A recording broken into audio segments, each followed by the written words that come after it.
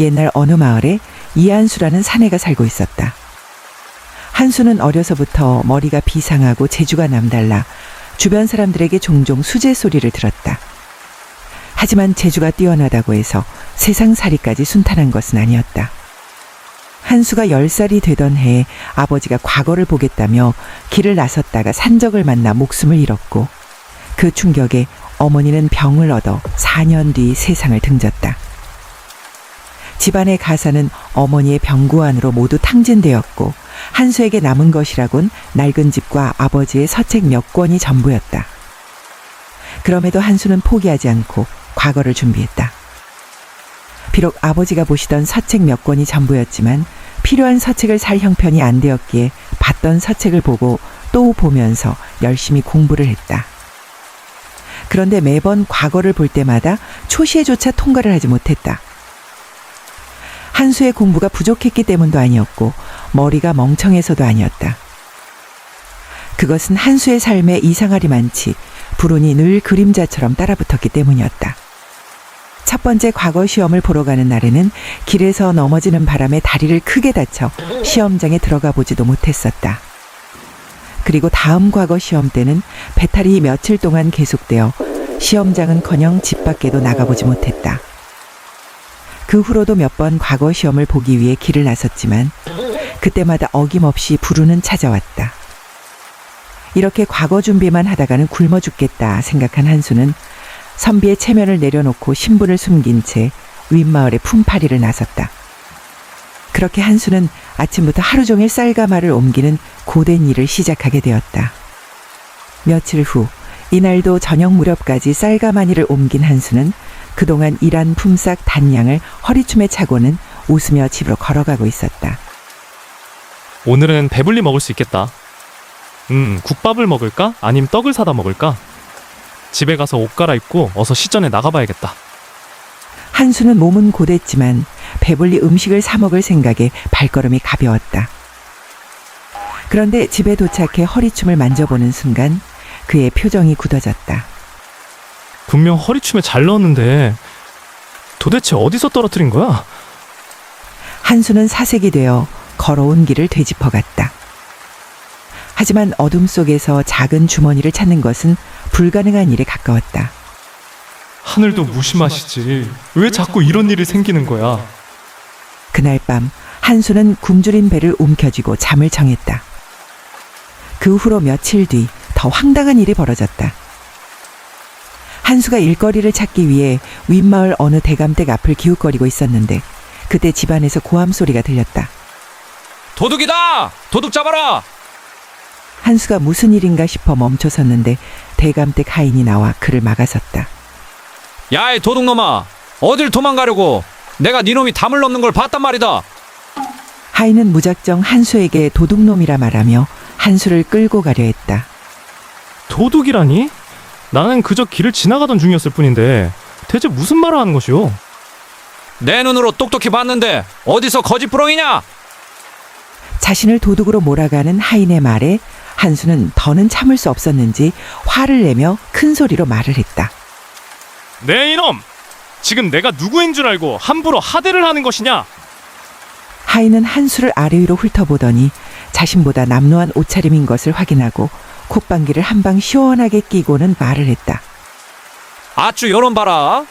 그래, 네가 양반이라도 된다는 거냐? 니놈이 양반이면 나는 원님이다 이놈아. 하인의 말에 한수는 얼굴이 붉게 타올랐다. 네 이놈! 내가 네 주인을 직접 만나서 내 놈의 잘못을 낱낱이 따져야겠다. 어서 앞장 서거라 이놈아. 아이고, 이놈이 아주 가지가지를 하고 있네. 야, 이놈아, 니놈이 그리 말하면 내가 아이고 예 잘못했습니다요 이럴 줄 알았냐? 그래, 어디 관아에 가서 원님 앞에서도 니놈이 그럴 수 있는지 한번 보자. 그래, 잘 되었다. 관아에 가서 호적부를 확인해달라 하면 그만이지. 그리하면 니놈 주인을 만날 일도 없이 원님께서 네 죄를 가려 그 자리에서 바로 벌을 내리실 것이다.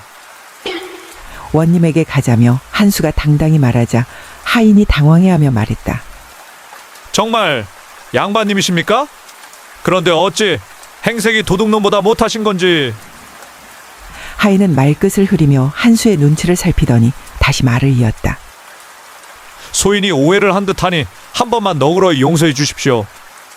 그럼 소인은 도둑놈을 잡아야 해서 이만 들어가 보겠습니다. 하인은 못 이기는 척 잘못했다 말하고는 안으로 들어가 버렸다. 저런 쳐죽일 놈이 사람을 도둑으로 몰아놓고 잘못했다면 그만이야?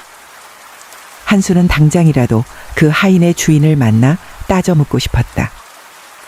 하지만 품팔이를 하려고 남루한 옷을 입고 나왔던 것이 마음에 걸렸다. 결국 한수는 발걸음을 돌려 집으로 향했고 혼자 중얼거리며 자기 스스로를 달랬다. 그래, 그냥 재수없게 똥 한 번 밟았다고 생각하자. 어쩌면 그 하인의 주인 양반이나 원님 앞까지 가지 않은 것이 다행인지도 몰라. 그나저나 이제는 이 마을에서 신분을 속이고 품팔이 일도 못하게 생겼네. 그날 이후로 한수는 더는 품팔이 일을 나갈 수 없었다. 하루에 한 끼도 제대로 해결하지 못하는 날들이 거듭되니 서책을 펴도 글자는 흐릿하게 보였고 방 안에는 한수의 배에서 나는 꼬르륵 소리만 가득했다. 서책을 봐도 눈에 들어오지 않고 소리내어 읽어보아도 내 배에서 울리는 꼬르륵 소리만 들리네. 한수는 끼니조차도 해결하지 못하는 자신의 신세가 한탄스러웠다. 산에서 나물이라도 캐와 배를 채울 생각으로 한수는 힘없이 산을 올랐다. 몸도 마음도 지친 상태에서 아무도 없는 산속을 오르다 보니 견딜 수 없는 서러움이 밀려와 눈물이 주르륵 흘렀다. 사내가 되어가지고 배고픔에 눈물을 흘리다니 이게 무슨 추태야. 나 하나 사라진다 해도 이 세상에 슬퍼해줄 사람 하나 없는데. 그래, 이렇게 구질구질하게 버티지 말고 이제 그만 끝내자. 한수는 이제 끝내야겠다. 그렇게 마음을 먹고 산속 깊은 곳으로 발걸음을 옮겼다. 걷고 또 걷다 보니 산 중턱쯤에서 작은 동굴 하나가 한수의 눈에 들어왔다. 한수는 조심스레 그 동굴 안으로 들어가 한쪽 구석에 자리를 잡고 앉았다. 그래, 여기라면 조용히 이 세상을 떠날 수 있겠다. 한수는 문득 죽을 곳을 찾아 이곳까지 온 자신의 신세가 참으로 처량하고 불쌍하다는 생각이 들었다. 그 순간 그동안 참아왔던 눈물이 한꺼번에 흘러내렸다. 아버지, 어머니, 이 못난 아들도 곧 곁으로 가겠습니다. 왜 이리 빨리 왔느냐 탓하지 마십시오. 소자도 정말 열심히 살아보려 했습니다. 그런데 열심히 일해서 돈을 벌면 그 돈이 없어지고 길거리만 서성여도 도둑으로 몰립니다. 그것뿐이면 이곳까지 오지도 않았습니다. 벌써 5년째 과거를 준비했지만 과거 시험장에는 발도 들여보지 못했습니다. 누구보다 열심히 과거 시험을 준비했다 자신 있게 말할 수 있습니다. 하지만 먹은 것도 없는데 길을 떠나려 하면 며칠 동안 배탈이나 시험 날짜를 놓치기 일쑤고 몸 상태가 좋아 길을 나서면 가다가 작은 돌부리에 걸려 넘어진 것뿐인데 다리가 부러져서 집으로 돌아와야 했습니다. 이렇게 지지리도 운이 없어서 되는 것이 하나도 없는데 제가 어찌 세상을 살아갈 수 있겠습니까? 지금까지도 힘들게 버텨왔습니다. 하지만 이제는 그만하고 싶습니다. 한수가 신세 한탄을 하고 있는 그때 동굴 안쪽에서 여인의 목소리가 들려왔다. 이보시오, 선비님. 갑자기 들려온 여인의 목소리에 한수는 순간 깜짝 놀랐지만 이내 헛웃음을 지으며 중얼거렸다. 아이 깜짝이야. 이제는 환청까지 들리네. 아니 귀신이 날 데리러 온 건가? 귀신아, 시키는 대로 다 할 테니 내게 먹을 것 좀 다오. 먹고 죽은 귀신은 때깔도 곱다던데 나는 때깔 좋은 귀신은커녕 귀신이 될 힘도 없구나. 그때 웬 여인이 조심스레 한수에게 다가와 주먹밥 하나를 내밀었다. 이거라도 좀 드세요. 물론 귀신은 아니니 걱정 마시고요. 한수는 깜짝 놀라 어리둥절한 표정으로 여인을 바라보았다. 뜻하지 않게 선비님의 사정을 들어버렸습니다. 이 주먹밥이 그 대가라 생각하시고 어서 드십시오. 그런데 누구십니까? 어찌 여인이 혼자 이런 곳에... 배고파서 귀신이 될 힘도 없으시다면서요. 먼저 배를 채우고 인사를 나누어도 늦지 않으니 어서 드십시오. 한수는 여인이 내민 주먹밥을 개눈 감추듯 순식간에 먹어치웠다. 주먹밥으로 간신히 허기를 달랜 한수는 여인에게 고개를 숙여 감사 인사를 했다. 정말 감사드립니다. 실례인 줄은 알지만 선비님의 얼굴을 자세히 한번 살펴봐도 되겠습니까? 다짜고짜 얼굴을 살펴보겠다는 여인의 말에 한수는 어리둥절했다. 하지만 그녀의 진지한 표정을 보고는 조심스레 고개를 끄덕였다.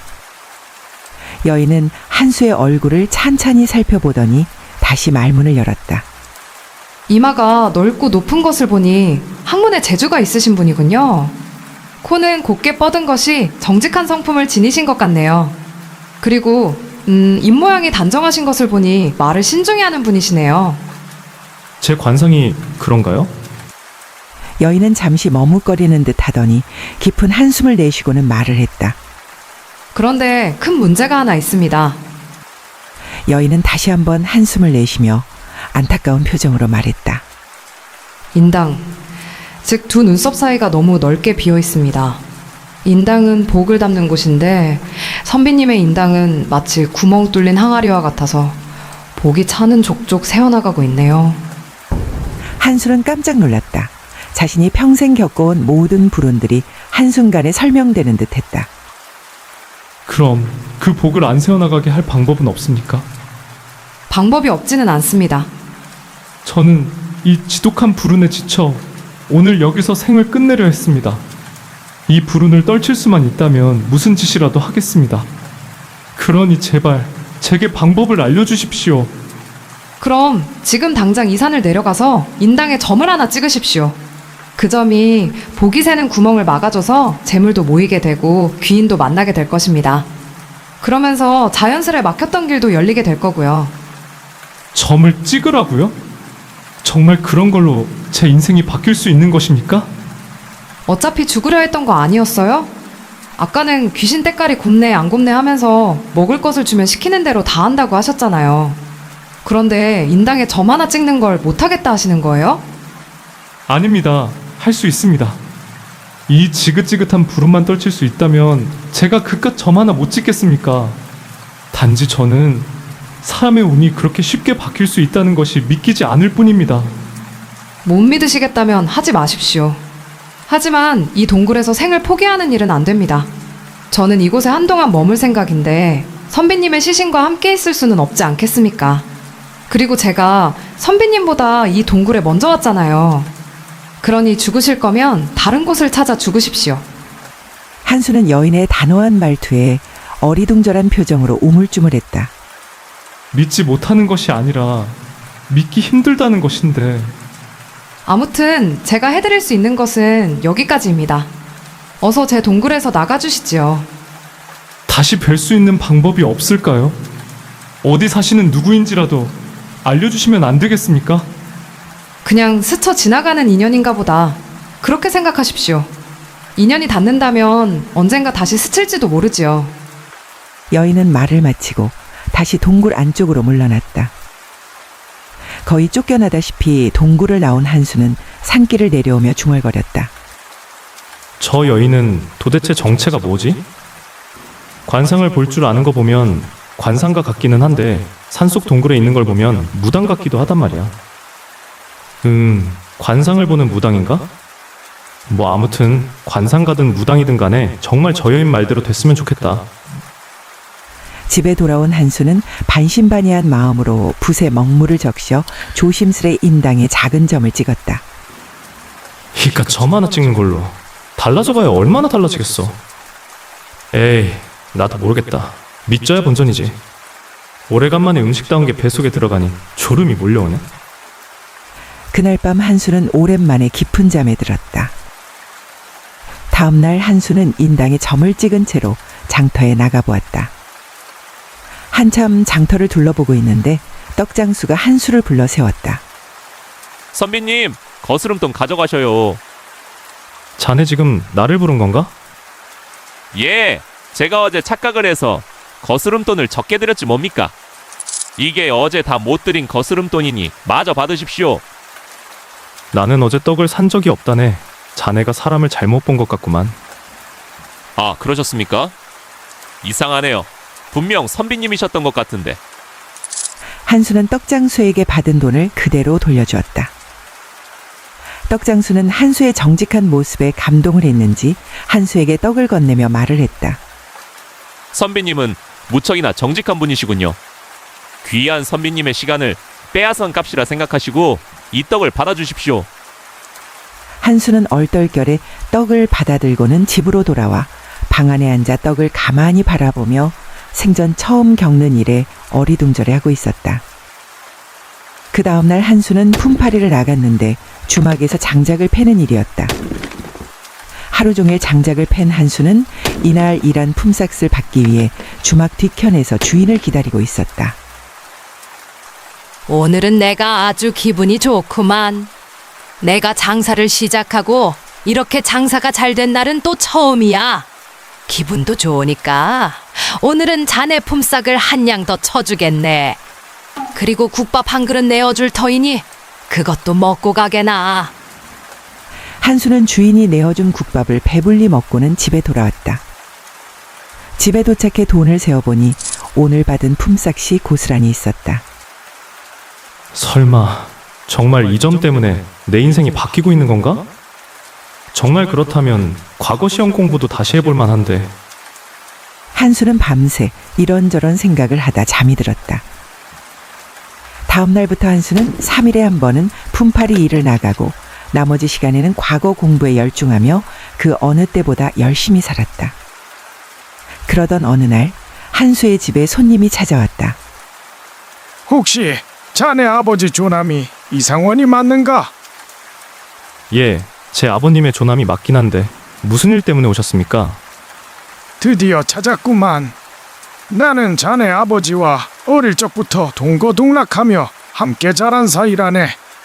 내가 먼 곳에 있었기에 자네 아버지 소식을 이제야 알게 되었어. 어린 나이에 혼자가 되었다 들었는데 그동안 많이 힘들었겠구먼. 상원이 그 친구의 아들이면 내겐 조카나 다름이 없네. 이제는 내가 자네를 돌봐줄 터이니 아무런 걱정 말게. 한수는 어리둥절한 표정으로 눈만 껌뻑이고 있었다. 나는 박달성이라고 하네. 내 이름을 자네 아버지에게서 들어본 적이 없었는가? 한수는 그제서야 어릴 적 아버지께서 말씀하셨던 친구분 이야기가 떠올랐다. 아, 기억났습니다. 형제처럼 지내는 친구분이 계신데 높은 관직에 계신다면서 아버지께서 자랑스러워하시던 기억이 있습니다. 그때 들었던 조남이 어르신 조남과 같았습니다. 내가 무관에 합격하던 날 자네 아버지가 나보다 더 기뻐하던 모습이 아직도 눈에 선하다네. 자네 아버지에게 내가 갚을 것이 많은데 내가 너무 늦게 와버렸구만. 자네를 만나지 못했다면 내가 죽어서도 자네 아버지를 뵐 면목이 없을 뻔했네. 이제 고생 그만하고 나와 함께 한양으로 가세나. 제게 며칠만 시간을 좀 주십시오. 정리할 것도 없는 가산이긴 하지만 정리를 할 시간이 필요합니다. 이런, 내가 너무 서둘렀구만. 자네가 준비되면 출발할 터이니 천천히 정리하게나. 나는 근처 주막에서 머물고 있겠네. 아버님의 친구분이 떠나고 한수는 자신에게 일어난 일들이 믿겨지지 않아 한동안 멍하니 마당에 서 있었다. 그날 밤 한수는 동굴에서 만난 여인이 한 말을 떠올렸다. 귀인을 만나 막혔던 길이 열릴 것이라 했던 말이 이것이었구나. 그 여인을 만나지 못했다면 지금의 나도 없었을 거야. 며칠 뒤면 이곳을 떠나야 하니 감사 인사라도 전해야겠다. 그 여인이 아직도 동굴에 있으면 좋으련만. 다음 날 한수는 다시 산을 올라 동굴을 찾았지만 그 여인의 모습은 어디에도 보이지 않았다. 그럼 그렇지. 그 여인이 아직도 이 동굴에 있을 리가 없지. 한수는 자신이 앉았던 자리에 조용히 걸터 앉았다. 그때 돌멩이에 눌려있는 낡은 천 조각이 한수의 눈에 들어왔다.